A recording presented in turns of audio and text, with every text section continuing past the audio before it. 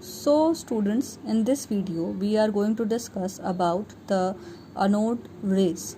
Okay, so basically students, in the earlier video, or you can say in the earlier class, we had studied about the cathode rays, and it according to it, it was discovered, the electrons were discovered by J.J. Thomson. Okay, so basically, E. Goldstein. Okay, E. Goldstein was the scientist who first observed the anode rays, and it was also assumed that if there is negative charge, then there must be some positive charge also, because all of you know that all atom on the whole is neutral. Means if it is having negative charge, then there must be some equal amount of the positive charge in the atom. So there was an idea of discovering the positive charge in the atom. So in the discharge tube experiment, E. Goldstein observed that along with the cathode rays, it anode rays were also seen behind it in the opposite direction of the cathode rays. So he observed the anode rays and gave the following characteristics of anode rays. First one is that it travels in straight line. Okay, so anode rays travel in straight line, because of which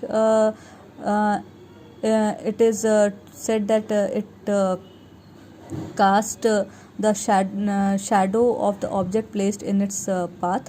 Okay, so that is why it is proved that it travels in a straight line. In the discharge tube experiment, as it was done in case of cathode rays, that object was placed in the path of the cathode rays, and that object made its shadow opposite to the cathode rays, that is along the side of the anode plate.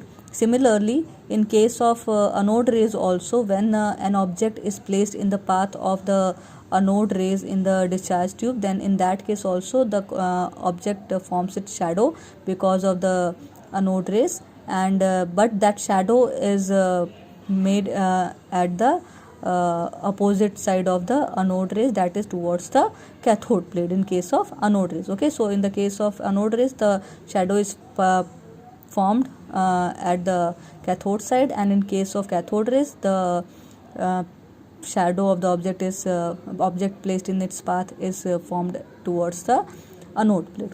Okay, next one is deflection in electric and magnetic field. Okay, so basically anode rays are deflected by the magnetic field and the electric field, just like the cathode rays, but the deflection of the anode rays is opposite in the direction of that of the cathode rays. For example, these rays are attracted towards the negative plate in the electric field.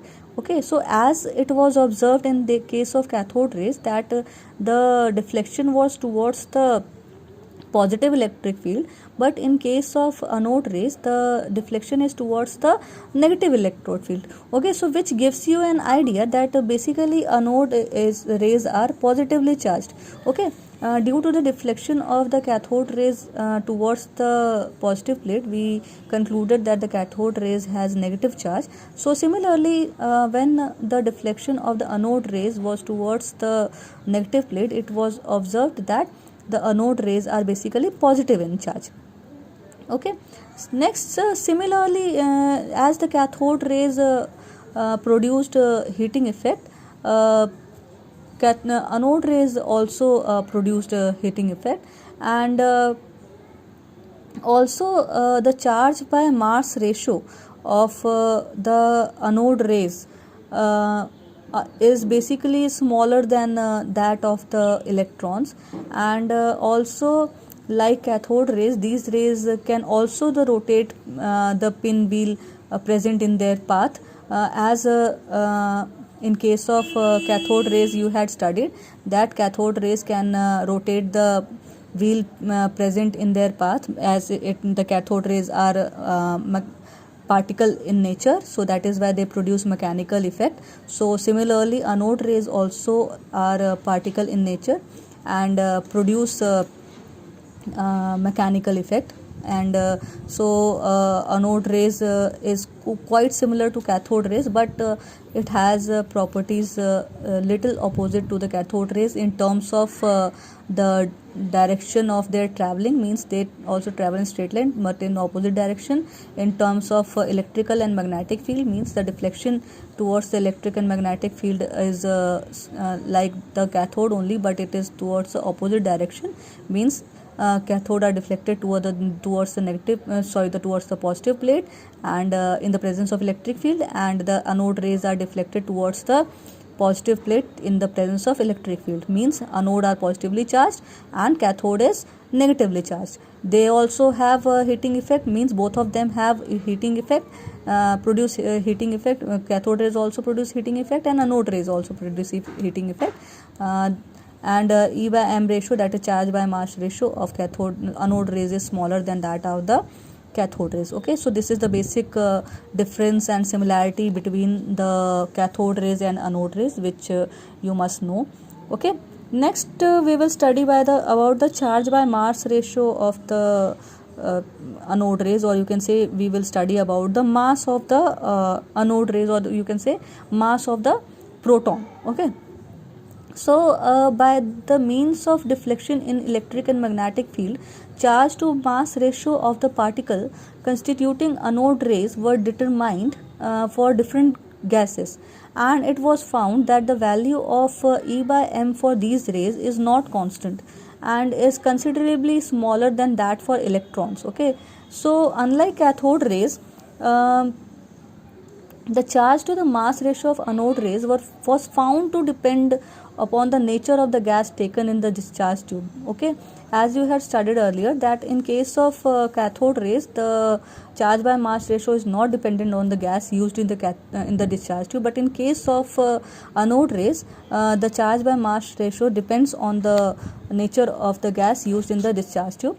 This is because of the positively charged particles are produced by loss of one or more electrons from the central atom of the gas. So this is because of this region. Okay, so here we have calculated the mass of proton here. Okay, so since the E by M is maximum for the hydrogen, so we have taken its example, and of the positive particle obtained from the hydrogen, we have calculated this E by M ratio. So M is basically here mass can be calculated by charge by mass ratio. This is your E is your charge, and E by M is your charge by mass ratio. Okay, so this is the value of the charge which we had in the earlier video, which we had studied in the earlier video.